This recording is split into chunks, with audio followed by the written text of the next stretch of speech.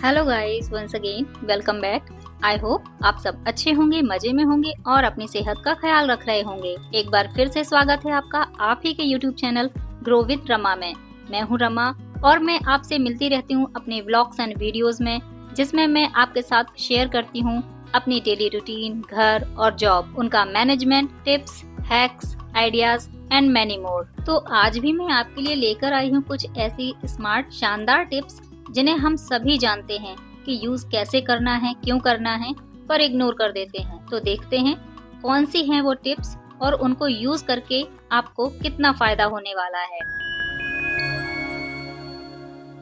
पूजा तो हम सब करते हैं, ये हमारी डेली लाइफ का एक हिस्सा है, क्योंकि इससे हमें इंटरनल पीस मिलती है। हमें ऐसा फील होता है जैसे कि हमारी परेशानियों में कोई सुप्रीम पावर है जो हमें सारी मुश्किलों से निकाल लेती है, हमारे ऊपर कोई मुसीबत नहीं आने देती। तो पूजा करते टाइम जब हम दीपक जलाते हैं तो जली माचिस की तीली को वही मंदिर के पास ही फेंक देते हैं, जो देखने में बहुत गंदा लगता है। फिर हम चाहे कितनी भी क्लीनिंग क्यों ना कर लें, ये जो छोटी छोटी मिस्टेक्स हम करते हैं उससे घर तो गंदा दिखता ही है, साथ ही बाद में उनको क्लीन करने में हमारा एक्स्ट्रा टाइम भी जाता है, भले ही वो हमारा 5 मिनट ही क्यों ना हो। इस तरह से 2 माचिस को एक साथ अटैच कर लीजिए। मैंने इन दोनों माचिस को डबल साइडेड टेप की हेल्प से स्टिक किया हुआ है। एक में आप फ्रेश माचिस की तीली रखिए और दूसरी में जली हुई तीलियां रख सकते हैं।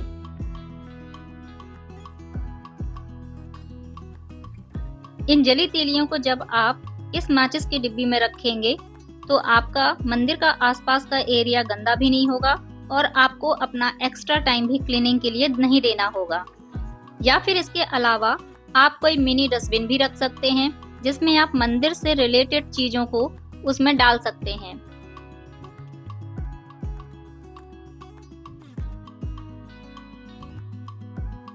या फिर आप इस तरह से मिट्टी का दीपक इन तीलियों के लिए यूज कर सकते हैं, जिससे आपको बार बार मंदिर के पास फैली इन मैच स्टिक को क्लीन नहीं करना पड़ेगा। बस एक बार में उठाकर इनको क्लीन कर सकते हैं। इनसे आपका बहुत सारा टाइम सेव होगा।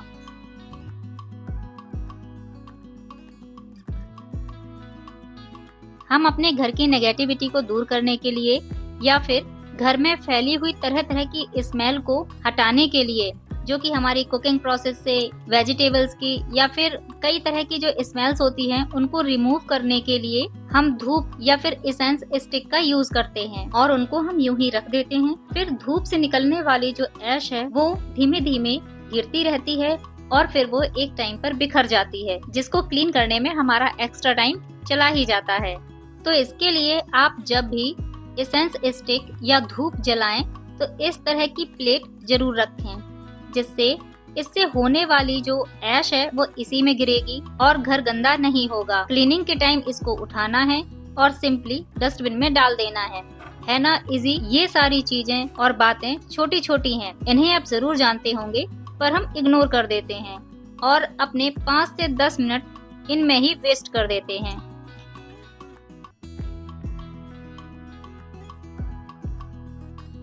किचन को ऑर्गेनाइज करना हम होम मेकर की पहली चॉइस होती है, क्योंकि हमारा आधे से ज्यादा टाइम तो किचन में ही बीत जाता है। और किचन को ब्यूटीफाई करने के लिए या फिर किसी को देखकर, उनकी किचन को देखकर या उनके सामान को देखकर हम उनके जैसे जार्स, कंटेनर्स परचेज कर लेते हैं और अपना बजट बिगाड़ लेते हैं, जो कि गलत है। आपके घर में कुछ ऐसे फूड आइटम प्लास्टिक कंटेनर में जरूर आते होंगे, तो आप उनको फेंकने की बजाय उनको as a container set use कर सकती हैं। कुछ अचार के डिब्बे होते हैं, उनका भी यूज कर सकती हैं। मेरे घर में भी पीनट बटर का डिब्बा आता है, उसको मैंने as a container set use किया है। इनके लेबल्स को रिमूव करना थोड़ा मुश्किल था और टाइम टेकिंग भी था, तो मैंने इन पर इस तरह लेबलिंग कर दी और लिड सबकी ब्लू है तो एक जैसे दिख रहे हैं। इसमें मेरा एक भी एक्स्ट्रा पैसा इन्वेस्ट नहीं हुआ। जब आपको इनको चेंज करना हो तब आप एक एक करके अपने बजट के अकॉर्डिंग इनको परचेज कर सकती हैं। आई होप आपको ये टिप पसंद आई होगी। मैंने अभी हाल ही में 2 जार परचेज किए हैं, जो कि ग्लास जार हैं। मैं धीमे धीमे ही अपने कंटेनर्स को चेंज करूंगी।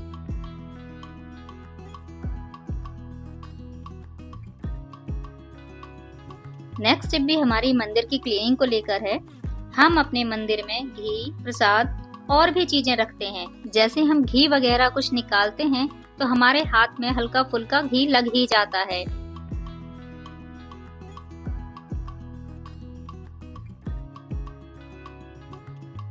तो उनको क्लीन करने के लिए आप कुछ छोटे छोटे कॉटन क्लॉथ का यूज कर सकते हैं।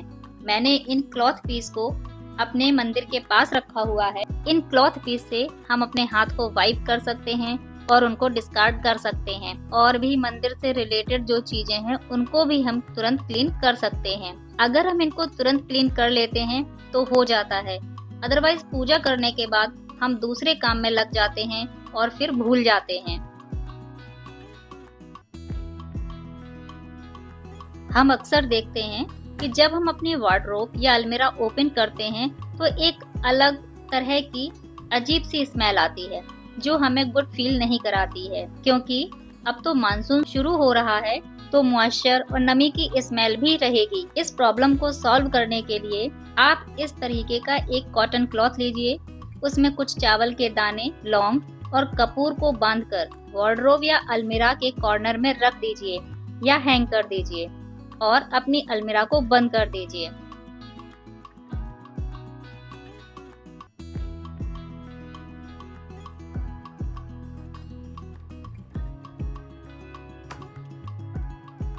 कुछ समय बाद जब आप इनको ओपन करेंगे तो देखेंगे कि आपकी वार्डरोब में बहुत अच्छी सी स्मेल आ रही है। या फिर आप कॉटन बॉल में एसेंशियल ऑयल का भी यूज करके वार्डरोब में रख सकते हैं।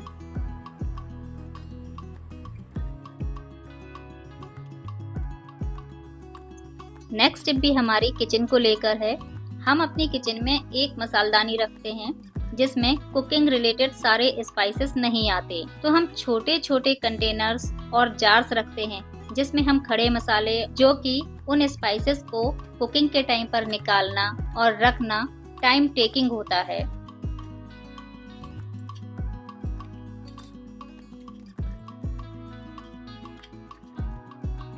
तो इसके लिए आप इस तरह से 2 मसालदानी का यूज करें। एक में डेली यूज होने वाले बेसिक मसाले रखें और दूसरे में खड़े मसाले रखें। इससे हमें कुकिंग के टाइम पर कंटेनर्स को एक एक करके खोलना और बंद करना नहीं पड़ेगा। और हम में से अधिकतर लोग वर्किंग हैं जिन्हें घर और जॉब दोनों को ही देखना है।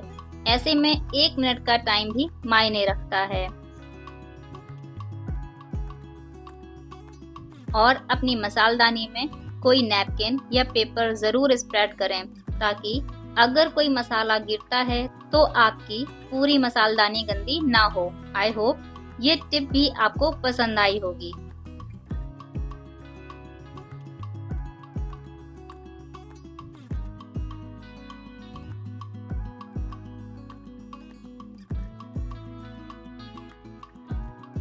So friends, that's all for today's video.